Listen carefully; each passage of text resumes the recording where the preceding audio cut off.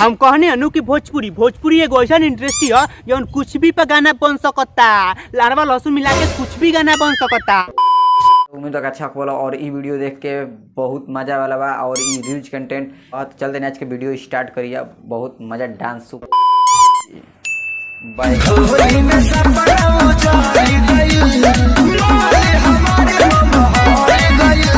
तो उदास हो के तू बैठ का है गइल हो बे?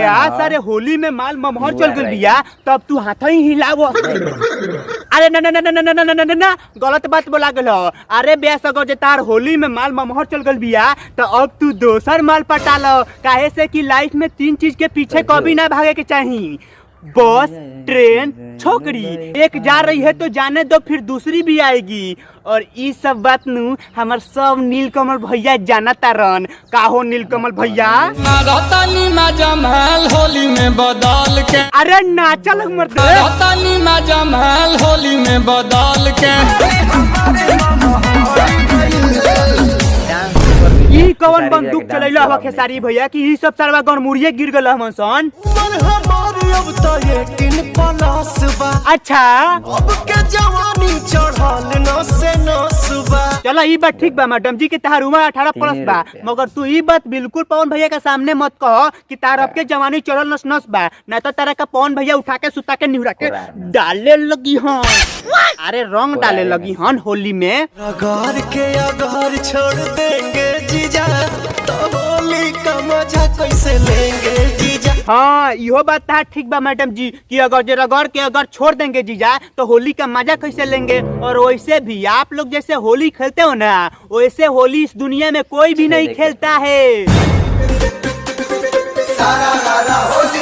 देखो आंख फाड़ के देखो होली है और ऐसे ही होली खेला जाता है। अरे एकदम बुरा नहीं मानेंगे हमको, चाहे भाई लोग को उठाकर होली में नाली में बीग दो, 1% भी बुरा नहीं मानेंगे। मगर होली में अगर जे मौगई होली खेलोगे ऐसे तो बुरा मानेंगे और गाली भी देंगे। माधर चोद धीरे धीरे बढ़ता बेचैनी। अरे मैडम जी तारा तबे बेचैनी बढ़बे करी, काहे से कि तू अपने आप कहता रू कि हमर जवानी अब के चढ़ल नस बा, तो तारा तबे बेचैनी बढ़बे करी। कहता नहीं कब से कि माल दी जैसे मालाला खोइले। देखो मैडम जी साफ साफ बात बा, अगर जे तारा के गलतियों से पवन भैया मल दिहनु तो तू करे लगबू। देखिए धर्राएं काट रही हो हमको। तो का हाल बा भाई लोग? हम हैं दुनिया के सबसे बर्बाद इंसान और होली आ गइल बा और होली में बहुत लोग बहुत कुछ बेचता। तोहनी के का बेचता रह रे? रे साला तोहनी के होली में महुआ मीठा मार के पगला गइल बा सका रे कि साला तोहनी के चोली बेचता रसन। आ ऐसे चिल्ला चिल्ला के चोली कौन बेचेला रे? पुरन का चोली गंगा जी में कोई कैसा कैसा तुम लोग गाना गाते हो रे? तुम लोग को लाज शर्म नहीं लगता है? और कादुन तुम लोग बड़का बड़का सुपरस्टार हो और यह सब गाना गाते हो लहंगा उठलाली चोली साया पर। चप चप चोली करे लस लस लहंगा। वाह राइटर जीरो का गाना लिखले बानी ना ये जीजा अब जाए दो, अब ना छुआए द, लावा घरी सरफ अब चोली खींच के नहाए दो। सार तू रही लोगिन तालू के दिमाग में खाली कचरा भरल बा, त कचरा जैसा गाना लिखबा लोग।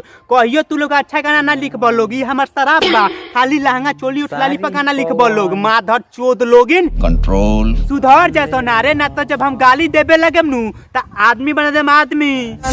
के पंप से तो देवरा रंग दे त पेट रे भौजी। तू नइखे रंग, तू जान से पेट रंगमावता रू, ठीक बा? झूठ मत बोलो।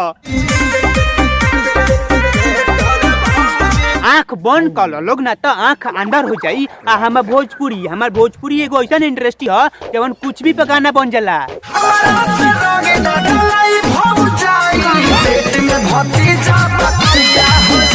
हम कहने अनु की भोजपुरी एगो ऐसा इंडस्ट्री है जवन कुछ भी पे गाना बन सकता, लारवा लहसुन मिला के कुछ भी गाना बन सकता।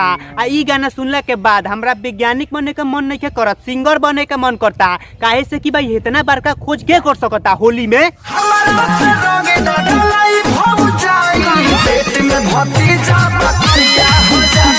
हम साला तो उम्मीद सोचत है रहनी हो वीडियो कि पसंद साला आगल होई, कोनो से लड़का लाइक लड़की के, बेस्ट तो इन चीज चैनल जैसन के कोरिया सब्सक्राइब काहे कर होलो लेवे, लेके आवत रहो। समझ जा लोग ई सब तो सरवा गंवार बांसन गंवार जैसन गाना लिखतारन सन आ तोहरो लोग इनके गंवार बनावतारन सन गइल रही दूध लेवे हे जादू जी पटक के रंगवा मोल देले गाल में। बस करो मैडम जी, होली में तू झूठ मत बोला। जादव जी से जाके तू नैन से नैन लड़ाईबू तो होली में पटक के रंग लगई हन ना।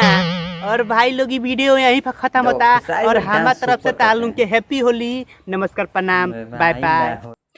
तो उम्मीद है लोग वीडियो पसंद लागल होई, चैनल के सब्सक्राइब कर ले, ऐसा वीडियो लेके आवत रहम। तो चलते नेक्स्ट वीडियो मिले जी, तब खातिर बाय।